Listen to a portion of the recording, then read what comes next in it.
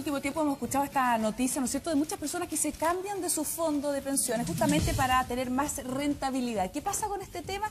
Vamos a abrir una línea telefónica también, Alvarito, para que usted nos entregue sus consultas, pero está con nosotros el ministro Felipe Larraín. Muchas gracias, ministro, por acompañarnos de nuevo y acompañarnos en este lugar. Y partir preguntándole, ministro, ¿qué son los fondos de pensiones y quiénes tienen acceso a ellos? Bueno, los fondos de pensiones son fondos, son recursos que se van acumulando durante la vida de una persona, la vida activa, para poder después tener una pensión, ya sea de vejez, que es lo más normal, o una pensión de invalidez. Y básicamente, si tal vez podemos mirar esta infografía acá. ¿Se puede pasar al otro lado? Con un puntero. Pase. ¿Al otro lado mejor? Sí. Ya.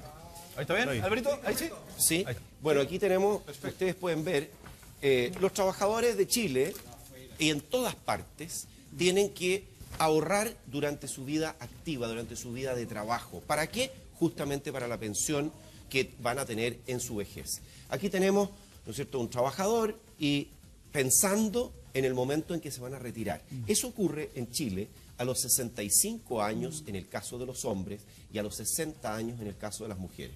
Los fondos se ponen en una AFP. Y aquí hay un primer llamado.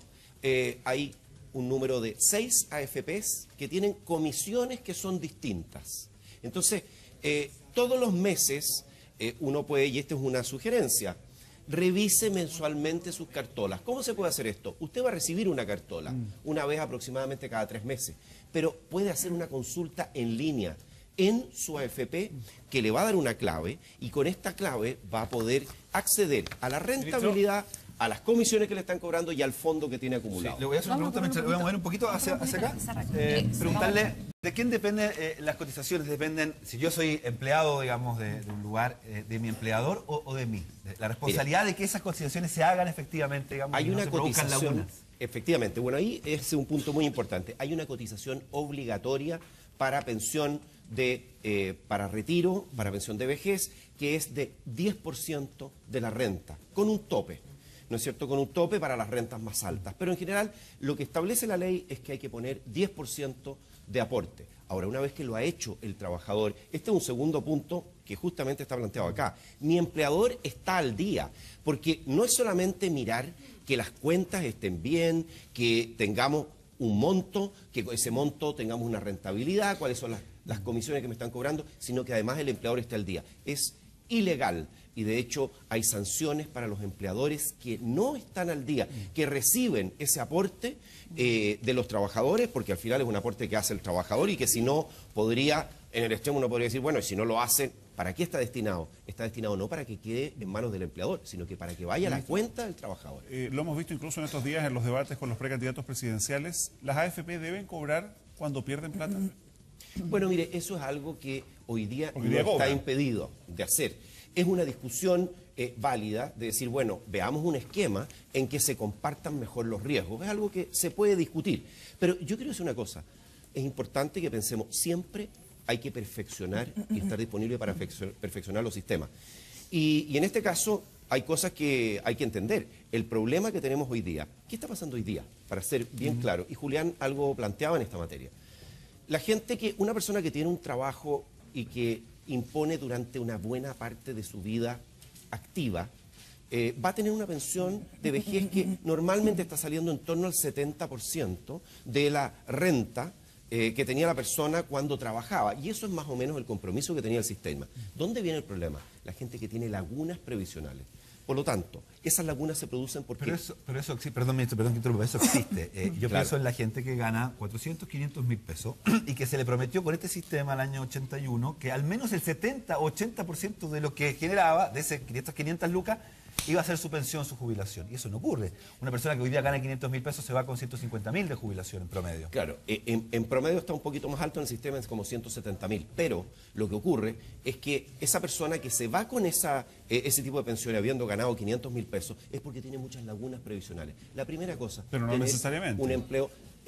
pero hay una parte importante que se debe a las lagunas, al hecho de que la gente, una persona que impone en forma estable durante toda su vida, tiene una aspiración bastante razonable a llegar al 70% de su último sueldo. El problema que tenemos, primero con las lagunas, y lo segundo, que hay que ser franco. ¿Qué está pasando? Estamos viviendo más. Las mujeres, mire, la expectativa de vida al nacer en Chile está cerca de los 80 años, en promedio. Las mujeres viven más y los hombres viven un poco menos, pero más o menos estamos llegando a los 80 años. Y una persona que se jubila tiene una expectativa de vida que va a superar los 80 años. Ministro, pero al mismo tiempo también después de los 60 o 65 años se gasta mucho más en remedios, ¿no es cierto?, en ir al doctor, se siguen pagando también las contribuciones, si es que la casa es una casa propia, ¿no es cierto? Siguen muchas veces los gastos, aumentan los gastos, y en el caso de las mujeres usted decía más porque vivimos más. Así es, y el problema que tenemos es justamente, y eso está pasando en todos los sistemas de pensión en el mundo, esto no es un problema solamente de Chile, la gente está viviendo más, la expectativa de vida ha aumentado, y si uno trabaja la misma cantidad de tiempo y tiene una vida postlaboral más alta, más amplia, más larga, tenemos que pensar en cómo hacer varias cosas. En primer lugar, aquí hay una sugerencia. Si es independiente, trate de cotizar. Los independientes tendrán que cotizar obligatoriamente el año 2015. ¿Pero es mejor cotizar o guardar esos ahorros en una cuenta, no sé, de largo plazo? Mire, porque hoy día hay quienes sostienen que si yo guardo el dinero en una cuenta bancaria eventualmente, incluso a baja tasa, está siendo mejor que guardarla en la AFP, porque en el banco no necesariamente me cobran lo que me está cobrando la AFP. Sí, pero hay que considerar una cosa, que las cotizaciones que se hacen e incluso el ahorro previsional voluntario no está sujeto a impuestos con un tope, que en este caso son 50 UF mensuales. O sea, una persona podría cumplir con su 10%, y aquí hay un segundo llamado a la previsión a suplementar. Tal vez ese 10% no es suficiente, entonces el hecho de poder aumentar lo que se contribuye al fondo de jubilaciones a través de un ahorro previsional voluntario que se llama APB, que también tiene un concepto de APB colectivo cuando es hecho por un grupo. Vamos a hablar de los cambios, digamos, de APB 1, sí, de la 2, de la 3, de los riesgos, pero tenemos a Juan de la Reina, la gente le pregunta al ministro. Buenos días, Juan. Hola, buenos días, Julián, ¿cómo están? Bien, bien, ahí está el ministro escuchándote. Buenos días, ministro. Hola, buenos días. Oiga, ¿sabe qué? Me acabo de dar cuenta que mi empleador hace 1 año y medio no me paga las imposiciones. Y me di cuenta ahora. ¿Qué tengo que hacer para poder recuperar esa plata? Bueno, lo primero que nada es que esa plata no la ha perdido. Esa plata la ha dejado de colocar el empleador, y usted tiene que hacer, primero contactarse en forma directa, pero también hacer la denuncia, como corresponde. ¿A quién se ¿no es denuncia cierto? A la superintendencia. Puede denunciar a la superintendencia, puede denunciar a la dirección del trabajo, ver este punto, porque ese empleador está en falta. Y ese empleador debiera ser multado, además. Y ese empleador debiera tener una multa, así es que esa es una muy mala política laboral. Usted no ha perdido sus fondos, pero vamos a tener que preocuparse de perseguir para que ese empleador haga los aportes que corresponde y que no le ha hecho en su momento. ¿Y la práctica cómo hace cómo persigue? ¿Cómo bueno, lo hace? A través de la denuncia. Lo primero que se hace, a través de contactarse con el empleador. Inspección del trabajo, ¿no? Inspección del trabajo y superintendencia de AFP. Son, yo diría, a los dos lugares. ¿Y la inspección o la superintendencia pueden obligar, de qué forma pueden obligar a ese empleador que está en falta? Bueno, a través de la multa, tal vez ese empleador va a tratar de evitar una multa, ¿no es cierto? Y ponerse al día rápidamente, tal vez la multa ya le cayó. O sea, aquí hay un tema de que efectivamente hay algunos casos de gente y eso es un abuso laboral.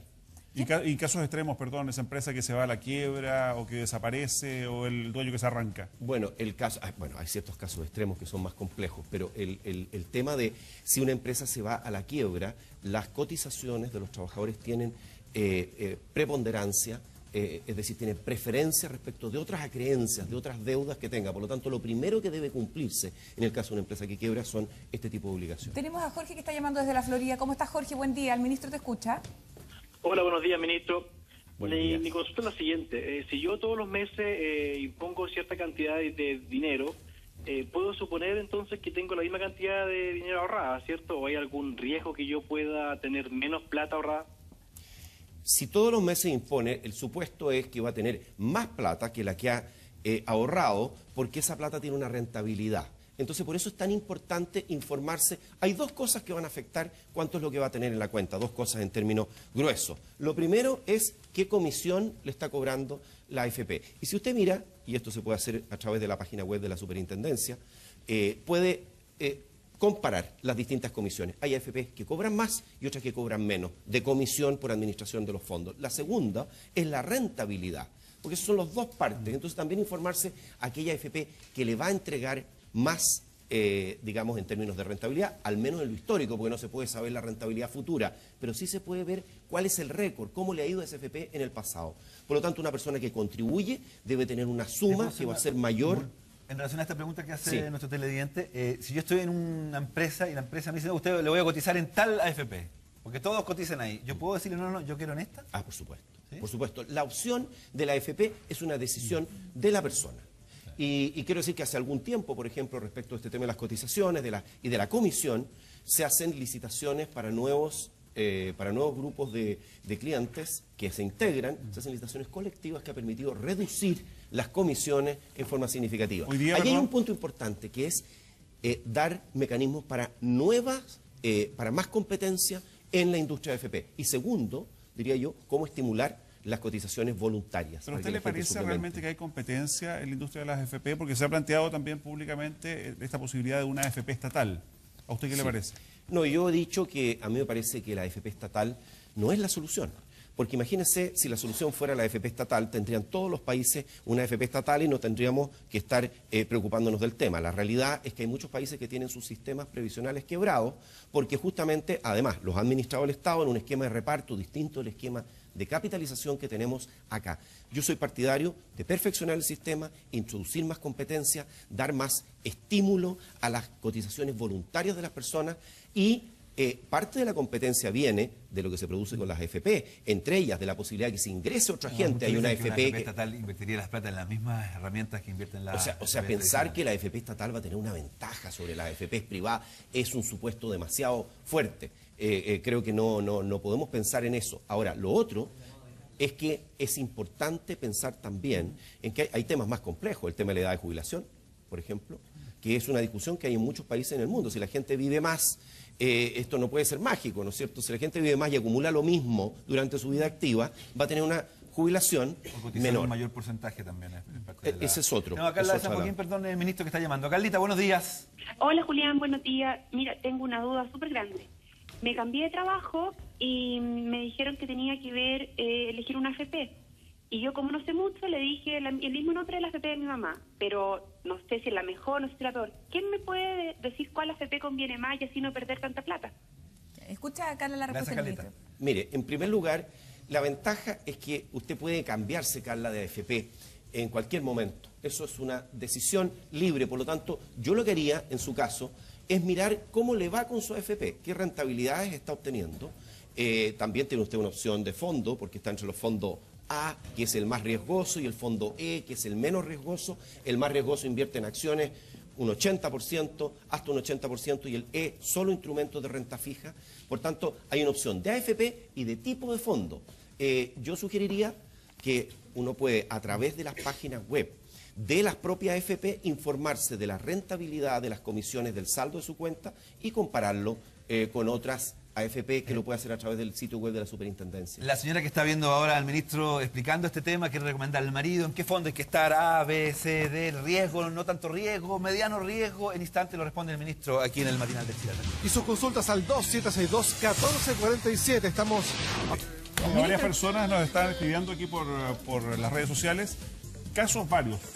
Gente que no tiene ninguna laguna previsional y que en el momento de jubilar se dice, tengo menos de la cuarta parte de mi sueldo, el 40% de mi sueldo, no me están pasando lo que me ofrecieron o lo que me prometieron. ¿Qué pasa en esos casos? ¿Es un problema del sistema? ¿Es un problema de las personas, de los empleadores? Bueno, yo creo que lo primero que habría que ver cuando uno dice no tengo laguna, pero ¿cuánto tiempo coticé en el sistema? Eso es otra pregunta, porque uno dice yo no tengo laguna, pero me incorporé, por ejemplo, tengo 10 años, 15 años de cotizaciones. Si usted tiene 30, 35 años de cotizaciones en el sistema, es más difícil, o 40 años incluso, que pueda tener una pensión que sea solamente el 25%, a no ser que haya ocurrido algo, que haya tenido una vida laboral muy exitosa y haya ido aumentando a una tasa muy alta, ¿no es cierto?, su renta, y llega a tener una última renta que es mucho más alta que la primera que comenzó, y hay que acordarse que la cotización la ha hecho por las rentas que ha tenido en cada momento.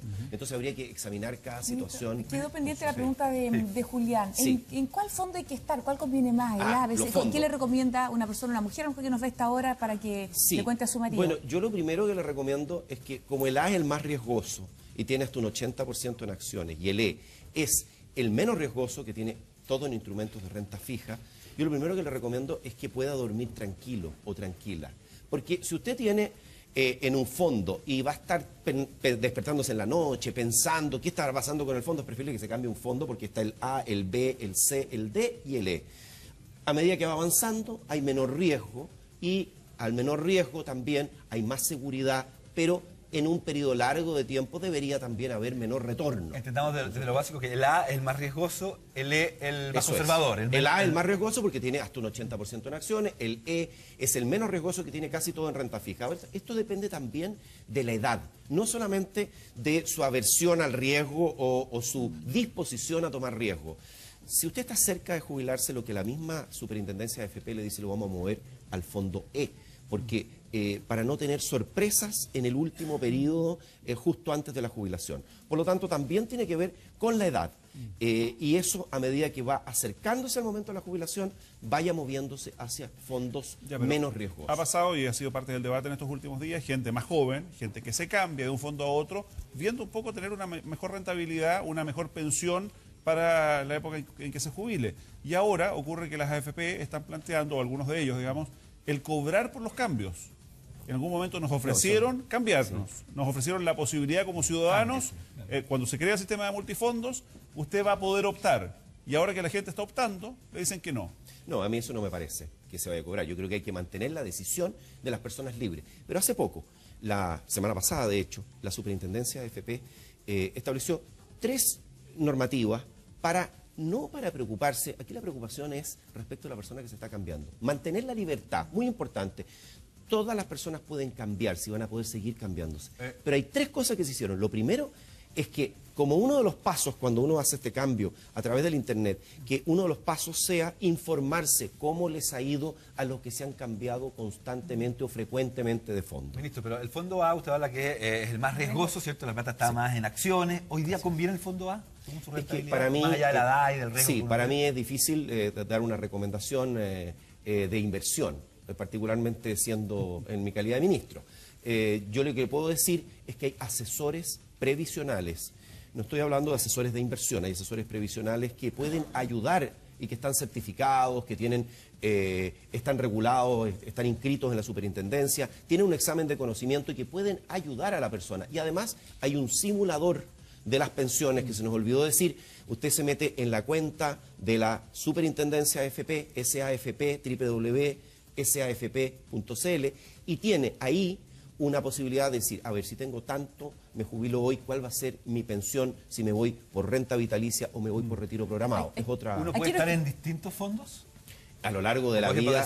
Decirle a mi empleador, yo quiero que parte de esta plata me vaya a este fondo y parte de este. Los huevitos en distintas canastas. Sí, podría hacerse, entiendo que es factible. No tengo seguridad respecto a ese punto. Lo que uno puede hacer es cambiarse, no sé si puede tener porciones en distintos fondos. Otro televidente nos escribe y nos pregunta, ¿por qué quieren obligarnos a los independientes, dice, a cotizar en AFP privada? ¿Qué pasa si no queremos? ¿Cómo se asegura el Estado las platas de la gente? Bueno, ese es parte de lo que se discutió también en la reforma previsional. Esa reforma previsional estableció varias cosas. En primer lugar, que con un horizonte de tiempo, la obligación de cotizar para los independientes. ¿Por qué? Porque lo que se ve es que hay muchas personas que hay un problema de previsión, porque podríamos decir en la vida de una persona. ¿Por qué los obligamos a cotizar? Si todos deberían prever para el futuro, la respuesta es que, y esto se ha visto en todos los países del mundo, que la gente no hace eso en forma voluntaria en la medida de lo que necesita hacer. Porque a veces tiene apuros en el día de hoy y dice, me voy a gastar la plata hoy, y ir dejando al lado ese colchoncito, esos montos, ¿no es cierto?, ir depositando en el chanchito para la vejez o para la invalidez, que es la otra posibilidad que existe y para lo cual también se cotiza en forma extra, es algo que no se hace. Por lo tanto, ese mismo principio que hoy se ocupa para los trabajadores activos, empleados, también se está extendiendo a los trabajadores independientes. ¿Y por qué? Por una observación, porque hemos observado que hay muchos trabajadores independientes que tienen problemas con su pensión de vejez. Es el mismo principio que se aplicó para los trabajadores dependientes, que hoy día se va a empezar a aplicar a los independientes. Una última pregunta al menos de mi parte. Yo le preguntaba al comienzo, la AFP cobra por administrar estos dineros, gane plata, pierda plata, cobra siempre. Y cada año exhiben utilidades millonarias.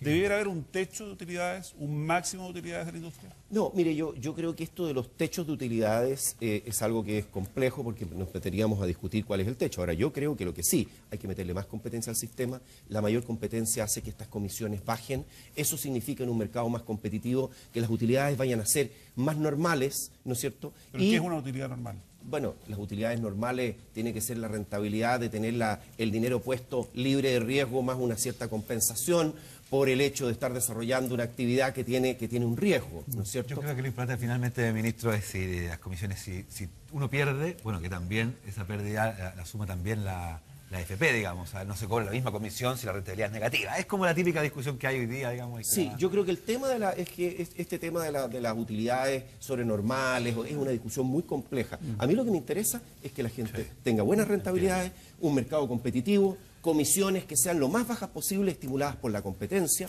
y a la vez yo querría hacer un punto sobre esto, del cambio de fondo. Plena libertad para cambiarse de fondo, pero primero infórmese. En el mes de abril ocurrieron algo menos de 100.000 traspasos entre cuentas, y esto significa la cuenta A, del fondo A, el fondo B o el C. Generalmente van del A al E, del más riesgoso al menos riesgoso. Y esto, la verdad es que en el historial hacia atrás no ha generado buenos retornos, buenos resultados para quienes lo han hecho. Por eso es que lo primero, infórmese. Y aquí lo estableció la superintendencia a través de este paso que le va a informar.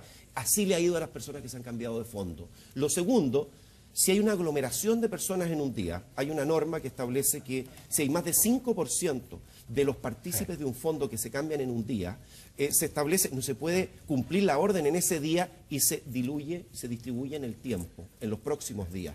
Ahora se está tratando igual a todas las personas que se cambian el mismo día. Eso es equidad.